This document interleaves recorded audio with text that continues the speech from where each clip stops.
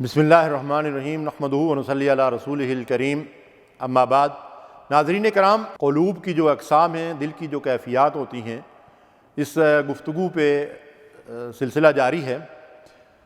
مجھے ڈر ہے دل زندہ تو مر نہ جائے، مجھے ڈر ہے دل زندہ تو مر نہ جائے کہ زندگی عبارت ہے تیرے جینے سے۔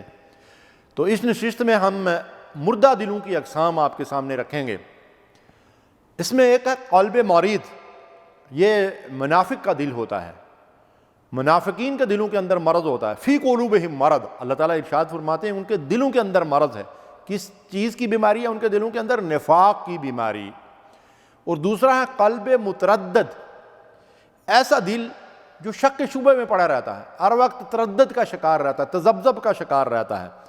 فرمایا وارتابت قلوبہم فہم فی ریبہم یترددون، ان کے دل شک میں پڑے رہتے ہیں اور وہ تردد میں نہ ادھر کے نہ ادھر کے ہوتے ہیں، ایمان اور کفر کے درمیان ڈواڈول ہوتے ہیں، مذبذبین بین ذالک لا الہ ہؤلاء ولا الہ ہؤلاء، نہ پورے مسلمان نہ پورے کافر۔ تو یہ کیفیت انتہائی خطرناک ہے، اسی لیے اللہ قرآن میں ارشاد فرماتے ہیں کہ ان المنافقین فی الدرک الاسفل من النار، منافقین جو ہے جہنم کے نچلے طبقے میں جائیں گے۔ تو دل کی اس کیفیت سے ہمیں اللہ کی پناہ مانگنی چاہیے اور اپنے دلوں کو ٹٹولنا چاہیے، جانچنا اور پرکھنا چاہیے۔ آپ جانتے ہیں کہ نبی کریم صلی اللہ علیہ وسلم کے صحابہ اور ساتھی جو اعلیٰ درجے کا ایمان دلوں کے اندر رکھتے تھے، ان کے ایمان کو رسول اللہ صلی اللہ علیہ وسلم نے بعض کی مثالیں دے کر فرمایا کہ فلاں کے دل کے اندر احد پہاڑ سے زیادہ مضبوط جو ہے اس کے سینے کے اندر جو ہے وہ ایمان ہے، اللہ اکبر۔ لیکن وہ نفاق کے معاملے میں جو ہے وہ ہمیشہ تشویش میں رہا کرتے تھے۔ نافقہ کا حنظلہ بڑا مشہور واقعہ ہے۔ حضرت حنظلہ رضی اللہ تعالیٰ عنہ اپنے گھر سے نکلتے ہیں اور نافقہ حنظلہ منافق ہو گیا۔ ابو بکر صدیق رضی اللہ تعالیٰ عنہ ملتے ہیں، حنظلہ کیا ہو گیا؟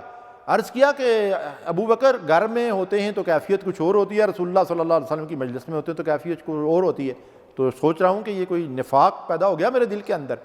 دونوں وہ بھی کہتے ہیں کہ میری بھی تو یہی کیفیت ہوتی ہے۔ چلے گئے بارگاہ رسالت میں صلی اللہ علیہ وسلم، اللہ کے نبی صلی اللہ علیہ وسلم جو ہر مرض کی دعا ان کو بتایا کرتے تھے، جب ان کی خدمت میں پہنچے اور اپنی کیفیت بیان کی تو حضور صلی اللہ علیہ وسلم نے فرمایا کہ حنظلہ، اگر جو کیفیت میری مجلس کے اندر تمہاری ہوتی ہے وہ ہمیشہ کے لیے تم پر طاری ہو جائے تو پھر تو فرشتے اب تمہارے بستروں میں تم سے مسافہ کرنے لگیں۔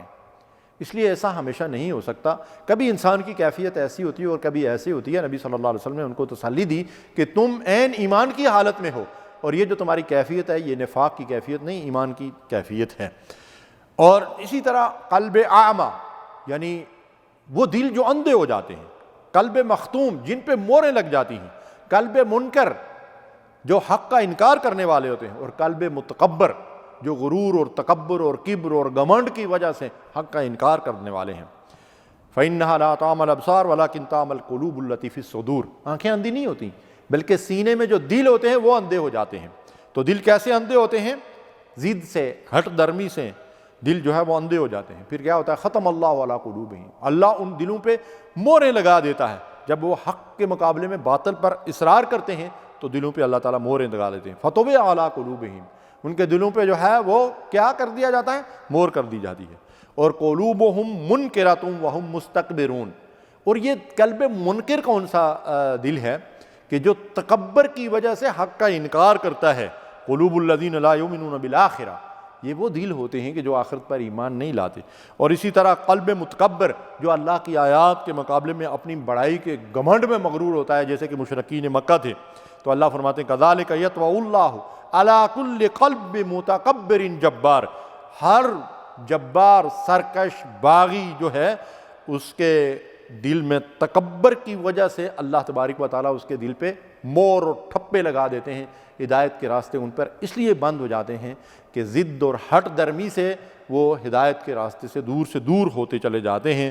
اللہ تبارک و تعالیٰ سے دعا ہے کہ ہمارے دلوں کے اندر اسلام کی ہدایت ڈال دے اور قلب کی ان کیفیات سے ہمیں محفوظ رکھے۔ وآخر دعوانا ان الحمد للہ رب العالمین۔ صلوا علی